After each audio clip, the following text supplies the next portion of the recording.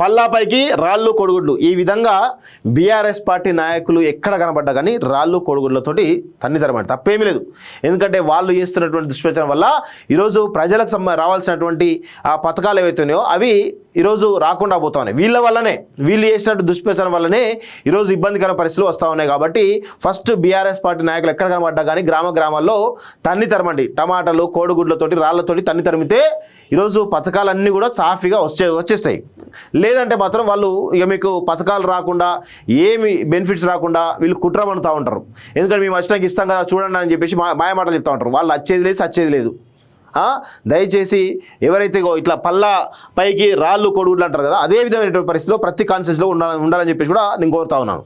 దిశ చూసినట్లయితే కేసీఆర్ నీకు పదవి ఎందుకు, 13 నెలల్లో ఒక్కరోజైనా అసెంబ్లీకి వచ్చావా, ప్రధాన ప్రతిపక్ష నాయకుడి హోదా అవసరమా, ఫామ్ హౌస్ గడిల నుంచి పరిపాలిస్తామంటే కుదరదు, 10 ఏళ్ళలో ఒక్కరికైనా రేషన్ కార్డు ఇచ్చారా, మా పాలనలో ప్రజలే రాజులు పాలకులు, వారి వద్దకే సీఎం మొదలు అధికారుల వరకు ఆ పదవులు దోచుకోవడంలో కేసీఆర్తో మేము పోటీ పడం, చంద్రబాబు సభలో సీఎం రేవంత్ రెడ్డి 4 పథకాలు ప్రారంభం అంటూ చూస్తా ఉన్నాం, అంబేద్కర్ విగ్రహాన్ని ఆవిష్కరిస్తున్నటువంటి సీఎం రేవంత్ రెడ్డి అంటూ ఒకరోజు చూస్తా ఉన్నాం.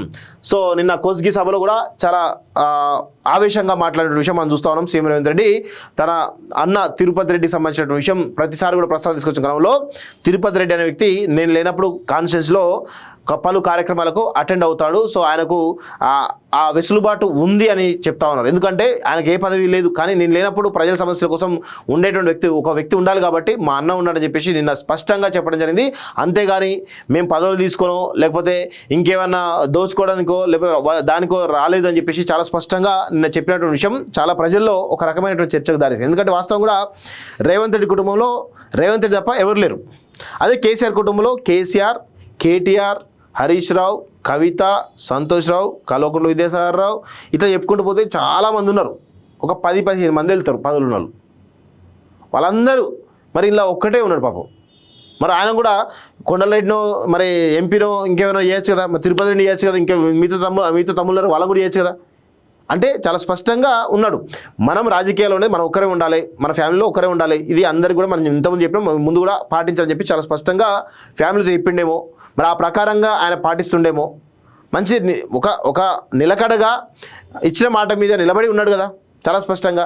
కానీ ఇక్కడ ఏమవుతుందంటే ఒంటరిగా ఆయన ఒంటరిగా పోరాటం చేస్తూ ఉన్నాడు.